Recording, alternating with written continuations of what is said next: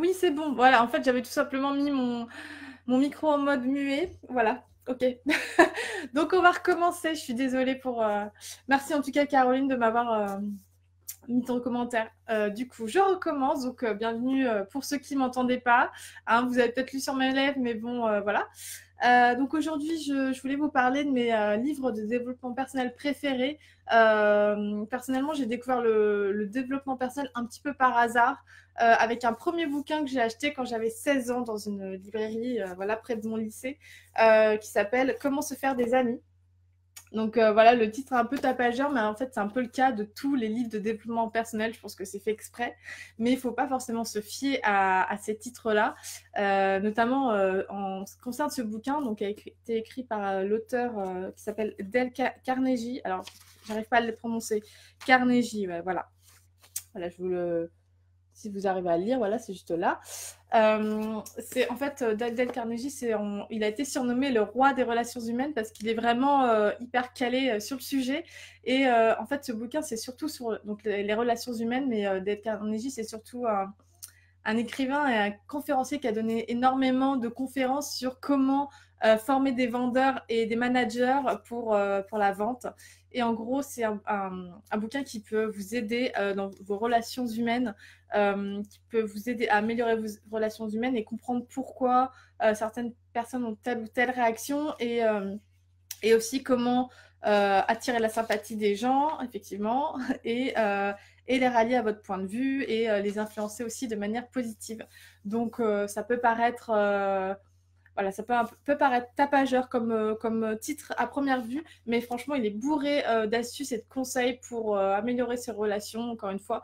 Et ce que j'aime beaucoup dans ce livre, c'est qu'il y a des conseils qui peuvent être appliqués vraiment dans le milieu du travail, mais aussi avec sa famille, ses proches, et même avec les animaux, parce que c'est bourré d'exemples euh, et à la fois personnels et d'exemples tirés de l'histoire, et même, je crois que Dale Carnegie, c'est aussi le biographe de Lincoln, enfin, en tout cas, il écrit des bouquins sur Abraham Lincoln, etc., et d'autres grands politiciens. Et du coup, il a plein d'anecdotes comme ça, hyper intéressantes, sur les politiciens et sur leur façon de gérer leur communication, et notamment sur leur façon d'attirer la sympathie et de manager. Donc, c'est hyper intéressant. Et honnêtement, je l'ai lu plusieurs fois et c'est un bouquin que vraiment je recommande et que j'aime relire des fois, notamment quand j'ai des soucis avec des gens, que je ne sais pas trop comment leur dire des choses, etc. J'aime bien me replonger dans ce bouquin pour retrouver des astuces et des réponses à mes questions. Donc, je vous le conseille. Donc, je ne peux pas vous montrer la couverture parce que oui, j'avais fait une couverture papier à l'époque parce que, comme je ne sais pas si vous l'avez entendu, mais j'avais 16 ans quand j'ai acheté ce bouquin. J'étais à l'internat à l'époque et j'avais un petit peu honte d'avoir un bouquin en gros avec écrit comment se faire des amis. Voilà. Donc, voilà, j'ai fait une couverture moi-même avec du papier comme on faisait à l'école à l'époque. Et, euh, et voilà. Voilà pour ça. Donc, vraiment, je vous le conseille. Il est vraiment bien. Donc ça, c'est vraiment le premier bouquin qui m'a un peu mis le pied à l'étrier dans le développement personnel sans vraiment m'en rendre compte de façon un peu inconsciente. Après ça, j'en ai pas forcément acheté d'autres parce que c'est vraiment le développement personnel, ça peut, comment dire, ça implique plein de sujets, plein de choses différentes. Mais moi, c'était vraiment les relations humaines qui m'intéressaient à l'époque et même toujours aujourd'hui, c'est vraiment quelque chose qui me passionne, la psychologie humaine, etc. Donc, du coup, j'ai pas trouvé après forcément tout de suite des livres dont le sujet m'intéressait. Donc, j'ai un petit peu mis ça de côté. Mais il y a très peu de temps de ça, il y a eu un gros boom des livres de développement personnel avec des nouvelles méthodes qui apparaissaient tous les 4 matins. Et vous avez sûrement entendu parler de la méthode Miracle Morning. Si vous me suivez sur mon blog ou sur ma newsletter, je vous en ai déjà parlé plein de fois parce que pour moi, cette méthode, donc le Miracle Morning, ça a vraiment été une révolution chez moi. Euh, voilà. Après, ce que j'explique sur mon article de blog dans lequel je parle de ces bouquins-là, c'est que je suis tout à fait consciente qu'il y a vraiment deux écoles au niveau du public de ce genre de livre, enfin du public de lecteurs de ce genre de livre.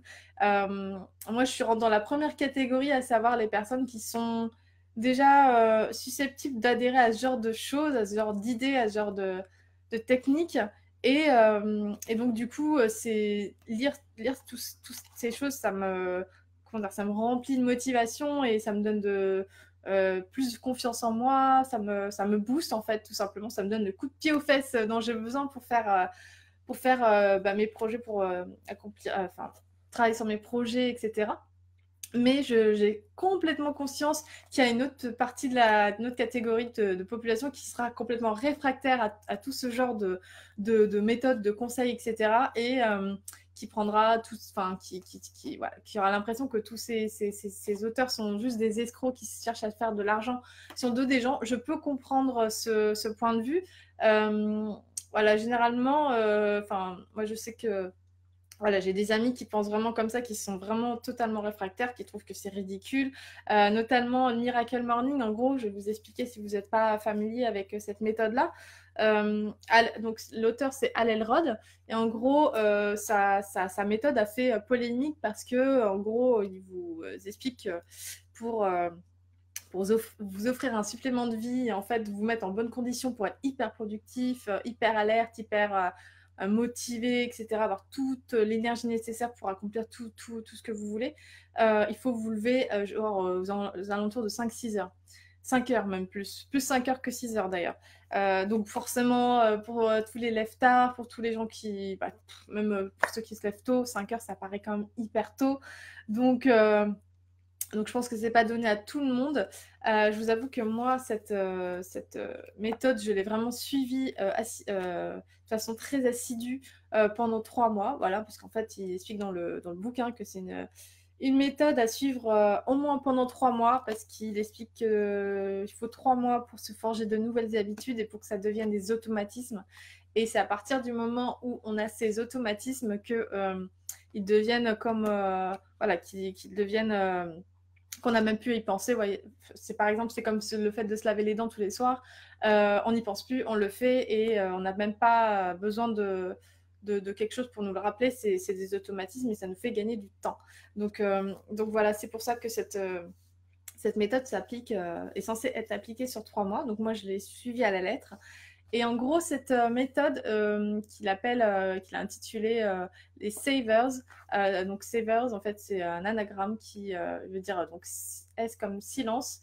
Donc c'est de la méditation en fait. Il explique que c'est important de passer un peu de temps tous les matins à faire de la méditation.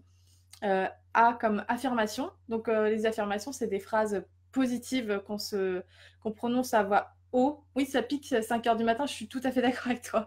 Moi, je me levais plutôt aux alentours de 5h, 5h30, je crois. Maintenant, je me lève aux alentours de 6h. C'est plus des horaires qui me correspondent déjà, même si je suis plutôt du matin, après, voilà. Mais oui, 5 heures, ça pique, je suis d'accord avec toi. Et tout le monde ne peut pas se permettre de se lever si tôt. Enfin, voilà, chacun a une vie, chacun a ses obligations, donc voilà. Donc je reprends. Donc le A, c'est A comme affirmation, donc c'est des phrases qu'on dit à haute voix et qui sont censées nous automotiver, nous auto-booster. Par exemple, en gros, il explique dans son bouquin que la force de l'esprit a vraiment un impact important, très important sur nos capacités. C'est-à-dire si on passe notre temps à se dire qu'on est nul en écriture, qu'on est nul en dessin, qu'on est nul en quoi que ce soit, eh bien, ça ne changera jamais en fait. En gros, en se répétant ces phrases-là, on se forge notre caractère, notre esprit à penser ça et à l'être pour toujours.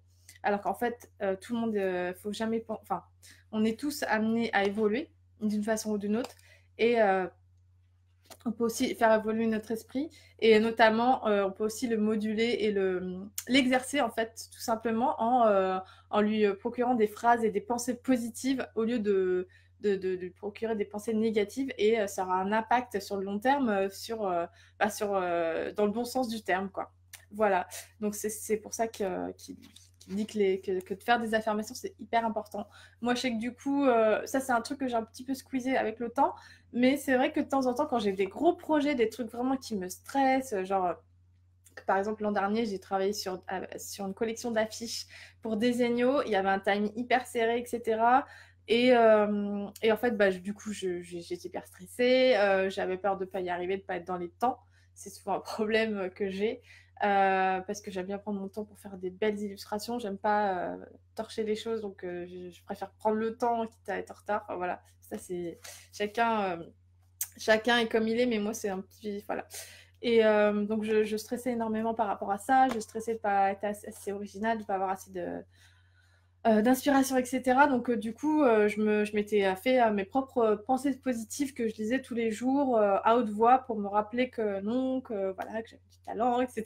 Enfin voilà, ça paraît un peu ridicule, hein, on est d'accord, ça peut paraître ridicule, mais c'est prouvé que ce genre de pensée, que la pensée a vraiment un impact sur vos actes et sur votre façon de faire. Donc voilà, ça vaut le coup d'essayer en tout cas. Moi, je sais que je le fais pas systématiquement, je suis pas là tous les matins à me dire des trucs positifs.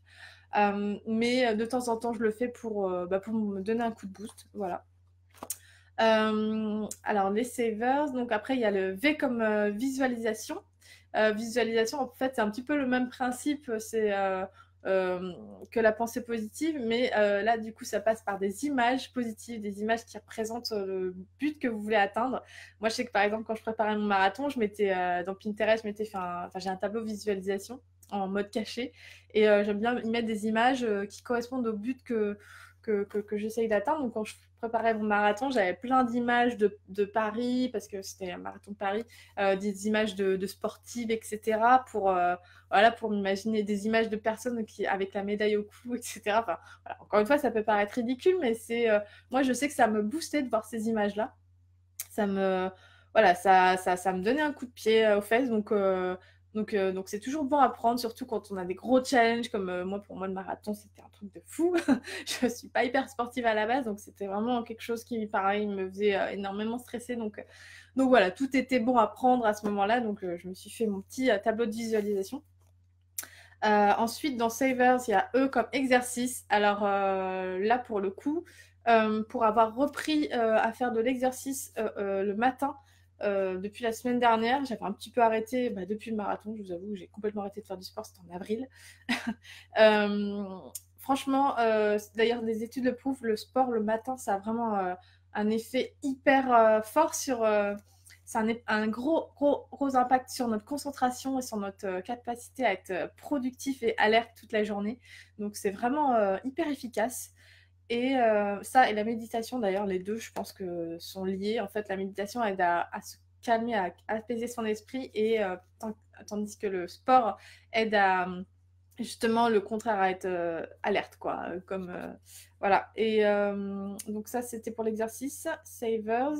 R comme reading. Donc du coup, reading, à lire des livres de développement personnel.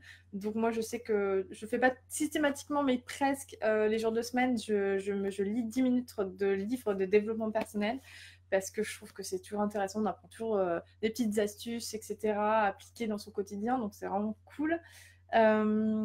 Et enfin, S comme scribing, je sais pas comment on prononce, donc écriture, donc c'est le principe de tenir un journal. Donc je vous répète, donc la méthode de Hal Elrod, il a intitulé les savers, donc S comme silence, donc la méditation, A comme affirmation, donc c'est des pensées positives, V comme visualisation, donc des visualisations de photos correspondant à vos objectifs à atteindre, E comme exercice, R comme reading, donc livre de développement personnel si possible, de préférence, et S comme scribing, donc tenir un journal pour écrire un petit peu au quotidien ce qu'on vit. Moi, je sais que j'aime bien écrire les choses pour lesquelles je suis reconnaissante, les choses qui m'ont apporté du bonheur dans la journée, parce qu'en général, on a tendance à se plaindre beaucoup. Et je pense que c'est bien aussi d'avoir un focus sur ce qui est positif aussi dans nos journées. Donc moi, j'aime bien aussi écrire ce qui a été positif dans ma journée précédente. Voilà. Donc ça, c'était pour la méthode de Hal Elrod, donc le Miracle Morning, qui est vraiment un super bouquin, encore une fois. Il explique aussi que si vous n'avez pas le temps de faire tout ça, de faire les savers, voilà, parce que ça peut paraître hyper long, vous pouvez le faire aussi en 5 minutes, donc 1 minute de silence, 1 minute d'écriture, 1 minute, enfin voilà. et que vous pouvez le faire le soir aussi si vous préférez. Moi, je trouve que du coup, c'est moins intéressant parce que le principe, pour moi, c'est plus d'être efficace la journée. Mais voilà, il vous explique aussi qu'en mettant en appuyant sur votre bouton répétition, le bouton de votre réveil répétition, c'est un petit peu comme si vous résistiez à votre vie. Et qu'à chaque fois que vous appuyez sur le... Je suis en train de lire, du coup, chaque fois que vous activez le bouton répétition, vous commettez un acte de résistance vis-à-vis de votre journée, de votre vie, et de la démarche consistant à vous forger l'existence que vous vous dites vouloir. Donc voilà, c'est encore une fois, c'est beaucoup de motivation, beaucoup voilà, de soutien dans ce qu'on a envie de faire. Donc moi, je trouve ça hyper intéressant. Ce bouquin est vraiment génial. Et pareil, je l'ai lu 2 fois. Et je pense que je le relirai à l'occasion, même si du coup, il y a quelques aspects que je ne respecte plus, notamment le lever à 5 h du matin, c'est juste pas possible.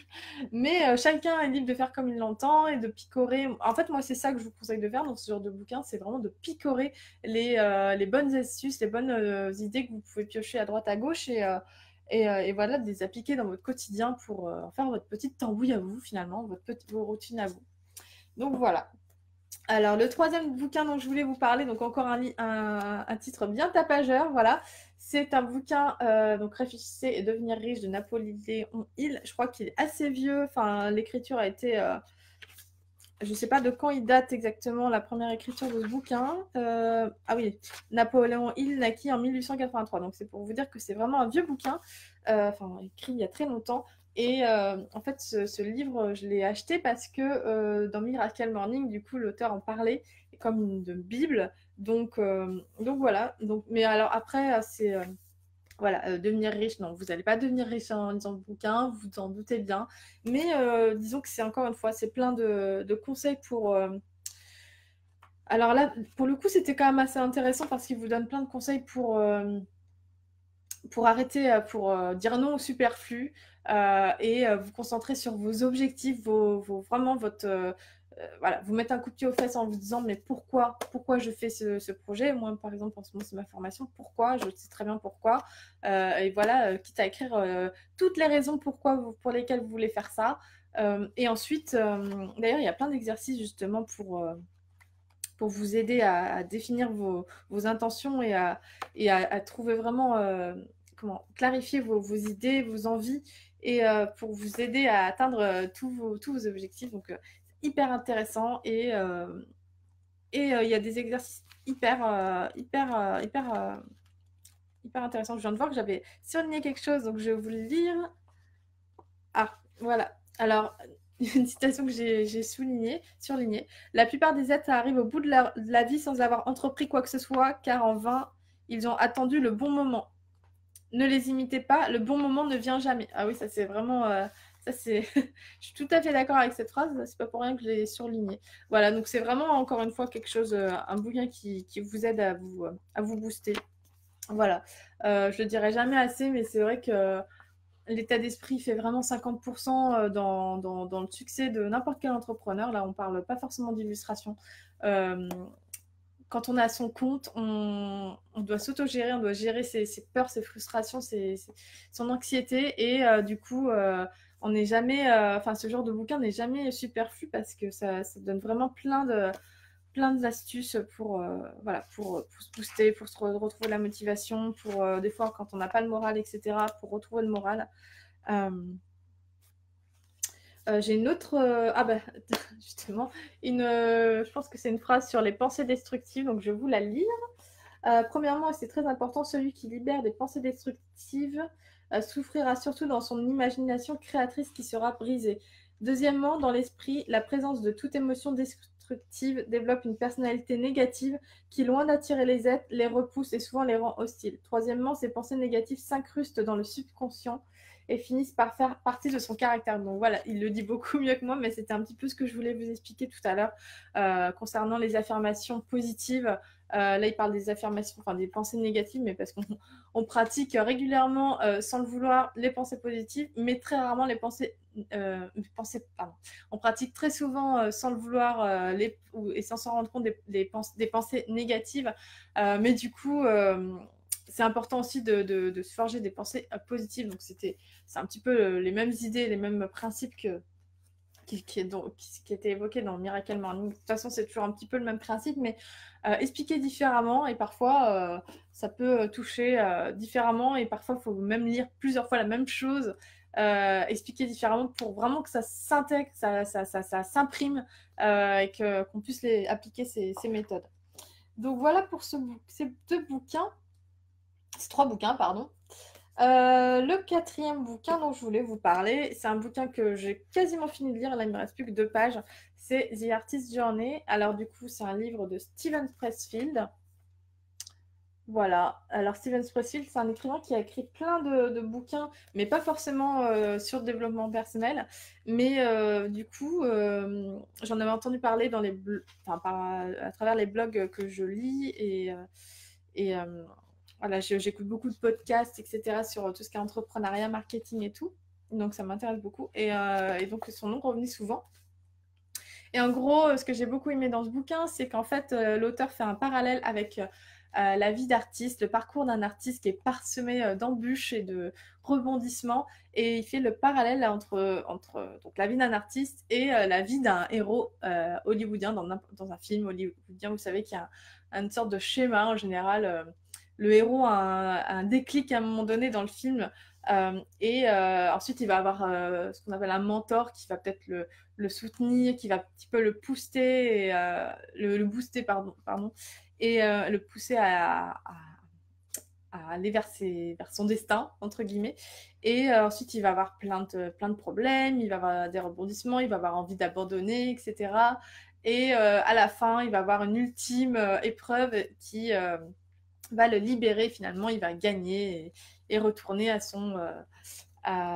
retourner chez lui. En gros, c'est un petit peu voilà, c'est un petit peu l'idée de ce bouquin qui est vachement intéressant. J'avais jamais lu de parallèle comme ça entre la vie d'un artiste et la vie d'un héros de film hollywoodien.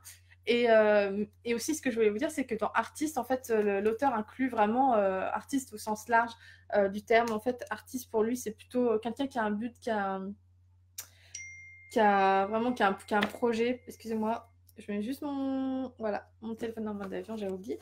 Et voilà, c'est hyper intéressant. Après, c'est un bouquin qui se lit vraiment très vite, hein, parce que c'est écrit, des fois, il y a 3 lignes sur la page. Enfin, voilà.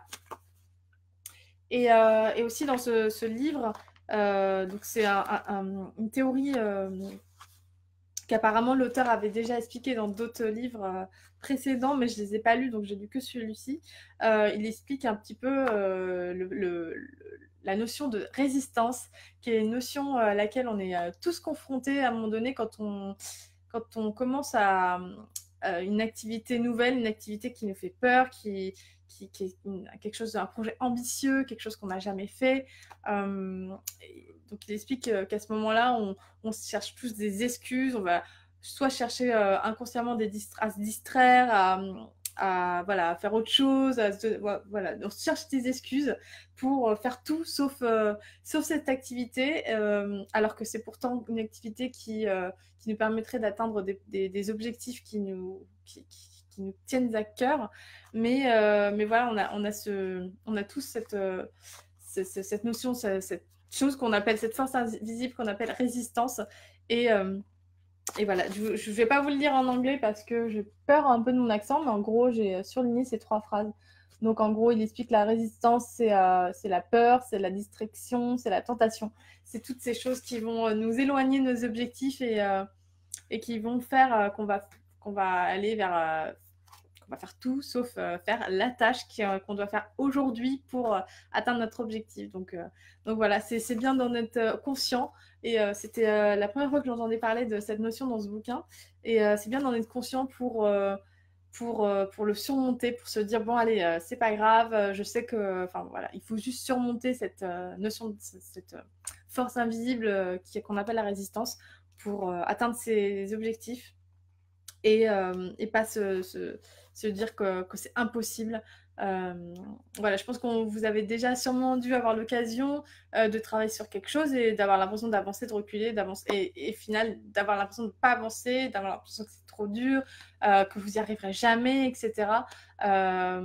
Franchement, je pense qu'on a tous ce genre de sensations quand on, encore une fois, quand on s'attelle à des nouvelles activités, à de nouvelles choses qu'on ne connaît pas et qui nous paraissent insurmontables, mais rien n'est insurmontable en fait, tout est faisable, il faut juste se donner, voilà, repenser à pourquoi on fait cette chose-là, pourquoi on s'est mis à le faire, voilà, quel est notre rêve, qu'est-ce qu'on va atteindre, etc. Et je pense que le principe de la résistance, l'explication, c'est qu'en gros, quand on a vraiment un objectif clair et qu'on sait vraiment vers où on va et ce qu'on veut, c'est plus facile de résister à toutes ces idées négatives. Voilà. Donc voilà pour ce bouquin-là. Encore une fois, je vous invite à le lire parce que je suis qui, moi, pour vous faire un résumé d'un livre qui a été écrit par des écrivains, enfin, des livres qui ont été écrits par des super écrivains. Donc voilà, je vous remets les couvertures. Donc celui-là, non, vous n'avez pas la couverture, mais je vous redonne le nom au cas où vous ne l'auriez pas bien noté. Je suis désolée, le livre est tout jaune, mais c'est qu'il est vieux. Il a déjà 20 ans, le petit. Donc voilà pour ce 4e livre, donc The Artist's Journey. Et, je crois qu'il n'y a pas de version française, malheureusement. L'auteur Steven Pressfield a écrit d'autres bouquins, mais ils sont tous en anglais, je crois. Sinon, juste pour info, j'ai mis tous les liens des articles dans... tous les liens des bouquins dans mon article sur mon blog. Donc, si vous voulez retrouver ça plus facilement, je vous remets le lien juste en commentaire. Hop là.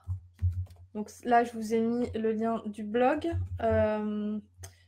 Quand vous serez dessus, vous avez juste à cliquer sur mon dernier article donc, et vous pourrez arriver sur l'article qui traite de mes 5 livres préférés. Et enfin, le 5e livre dont j'avais envie de vous parler, c'est How to Style Your Brand. Donc, encore une fois, c'est en anglais, il n'y a pas de version française. En tout cas, j'ai regardé sur Amazon tout à l'heure, il n'y en a pas.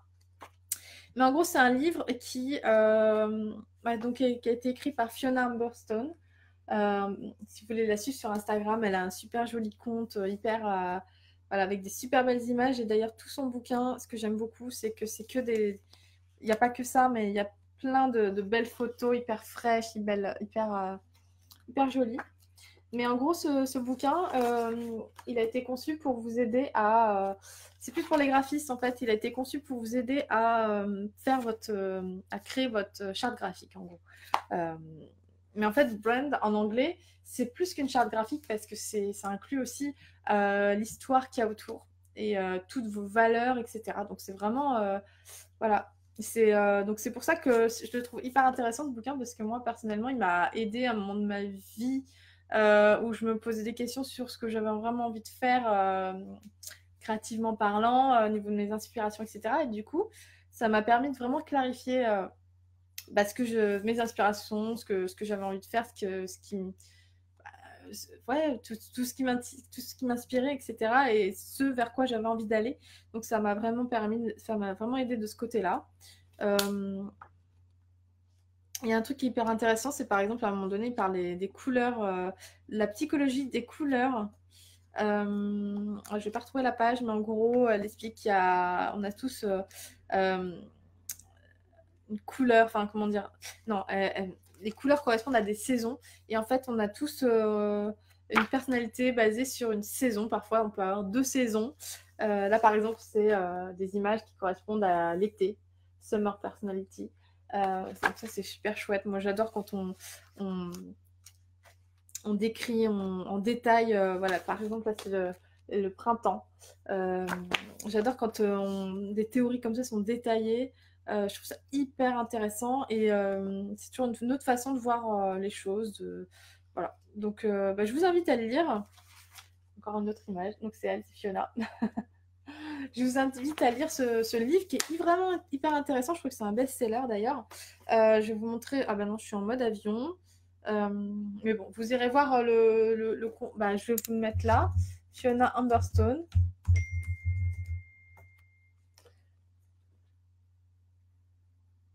Et voilà, c'est vraiment un super bouquin que je vous conseille vraiment. Et du coup, comme là, voilà, je vous ai parlé de mes 5 bouquins préférés, donc je vais vite fait vous les remontrer. Mais je voulais aussi vous parler des bouquins qui sont sur ma liste de bouquins à lire pour cet été. Euh, alors, le premier bouquin dont enfin, voilà, qui va figurer sur ma liste et qu'il faut absolument que je lise, c'est un livre de Seth Godin. Alors, Seth Godin, apparemment, c'est apparemment parce que je n'ai lu aucun de ses bouquins, mais c'est le roi du marketing. Voilà, c'est vraiment, encore une fois, c'est un conférencier. C'est beaucoup des écrivains qui font également des conférences, en général, en ce qui concerne les livres de développement personnel. Et du coup, Seth Godin, c'est vraiment la référence en matière de marketing humain, notamment pas du marketing à la... Enfin, on ne parle pas là de vendre des steaks hachés ou quoi que ce soit, non, c'est vraiment du marketing humain à échelle humaine, etc. Donc ça m'intéresse, c'est vraiment un sujet qui m'intéresse. Le deuxième livre que j'ai envie de lire parce qu'il m'a été... enfin, je l'ai vu beaucoup conseiller sur des blogs des blogueurs que je suis. C'est Girl Wash Your Face de Rachel Hollis. Alors, c'est beaucoup des bouquins anglophones. Donc, voilà, je suis quasiment que des blogueurs anglais donc, ou américains. Donc, voilà. Et alors, un autre bouquin aussi qui, pour le coup, est en français, c'est La semaine de 4 heures de Timothy Ferry. Je pense que vous en avez peut-être entendu parler. Et c'est un bouquin qui m'a toujours intriguée, même si, bon, je pense que son titre est plus alléchant qu'autre chose, à savoir travailler que 4 heures par semaine et en faire autant qu'en 40 heures. Je pense que c'est, voilà, ça fait rêver, mais je pense que c'est qu'une utopie et que c'est pas possible. Mais ça m'intrigue quand même parce que je pense qu'il y a il va sûrement y avoir des super astuces et des conseils pour optimiser ses journées, aller à l'essentiel, chose qui n'est pas toujours évidente à faire. Et moi, de plus en plus, je me questionne sur le fait de travailler 8 heures par jour, pardon, dans le sens où ce principe de travailler 8 heures par jour, ça nous vient de la période industrielle où, en fait, pour faire fonctionner les machines, on fonctionnait, enfin, il y avait le principe des 3-8. euh, pour être le plus efficace possible, mais en fait, rien n'a été prouvé que l'être humain était plus efficace en travaillant 8 heures par jour. Je pense que c'est pas le cas d'ailleurs. Je pense qu'on a tous à un moment donné dans la journée de gros coups de barre où on est nul et qu'on sert à rien, qu'on ferait mieux de faire autre chose, aller prendre l'air ou autre. Et moi, je sais que je suis de plus en plus intéressée par ce sujet, donc voilà, de plus en plus, voilà, je coupe mes journées en pause, j'aime bien prendre l'air, etc. Pour me recharger un petit peu parce que je me rends bien compte que après manger, par exemple, je ne sers à rien, je ne suis pas du tout efficace. Donc voilà, je pense que ce bouquin peut être intéressant, j'ai hâte de le lire et puis si c'est le cas, je vous ferai un petit résumé, je pense. Euh, et un autre livre, alors que j'ai pour le coup, mais que j'ai pas encore lu parce que bah, j'en ai 6 en ce moment j'en ai 6 à lire, c'est How to Sell Your Art Online. Donc je pense que c'est peut-être plein de choses qu'on sait déjà, etc. Mais du coup, comme c'est une référence en la matière, j'ai quand même envie de le lire pour voir s'il n'y a pas des choses qui sont à prendre, à picorer, encore une fois. Je vous dirai ça aussi. Et Show Your Work, alors du coup, je sais, voilà. C'est le même auteur, je crois, si je dis pas de bêtises. Corey Huff. Ah oui, je vous ai pas donné le nom. Ah non, c'est pas du tout le même. Alors, autant pour moi, je crois que c'était le même auteur parce que c'est les mêmes couleurs, mais c'est pas du tout le même auteur en fait. Le premier, donc, c'est Corey Huff. Et le deuxième, c'est Austin Kleon, comme c'est écrit en gros. Voilà. Et 10 façons de partager sa créativité et être découvert. Donc, là, pour le coup, c'est vraiment un best-seller, celui-là, New York best-seller. Euh, voilà, donc à lire. Voilà. Alors apparemment, c'est beaucoup de citations, voilà. Je vais voir ça et je vous en reparlerai. Je crois que j'ai fait le tour. Voilà.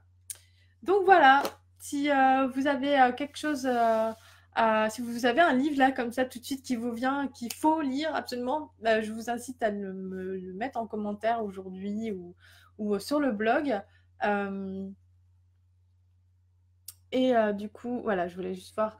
Et du coup, bah, je vous dis à très bientôt. Ah oui, je voulais aussi vous dire, j'ai pris la décision, j'en ai parlé tout à l'heure dans mes stories, j'ai pris la décision de prendre une pause estivale en juillet-août et du coup d'arrêter de poster des articles sur mon blog et arrêter la newsletter aussi et probablement d'arrêter de poster sur les réseaux sociaux parce que je voudrais vraiment avancer sur ma formation et aussi euh, accessoirement prendre des petites vacances. Mais vraiment avancer sur ma formation parce que du coup, je me rends compte que en faisant plein de choses en même temps, ça n'avance pas, hein. D'ailleurs, c'est vraiment un conseil voilà, que je vous donne et que je me donne à moi-même, c'est de ne pas faire plein de choses en même temps parce qu'au final, il n'y a rien qui avance vraiment. Donc voilà, du coup, je vais me. Mais bon, pour le mois de juin, on est OK. J'ai programmé des articles pour le mois de juin, donc il n'y a pas de souci. Mais à partir de juillet, je pense qu'il n'y aura pas non plus de fond d'écran. Il n'y aura rien de tout ça. Voilà, je m'octroie une petite pause de 2 mois pour revenir en forme dès le mois de septembre. Voilà. Et en plus de ça, ça vous permettra de ne pas me voir arriver dans votre boîte mail, vous reparler de boulot, tandis que vous serez peut-être en vacances. Donc voilà, je pense que ça pourrait être bien pour tout le monde. Donc sur ce, je vous fais des gros bisous et puis je vous dis à très bientôt. Et merci encore une fois d'avoir été là.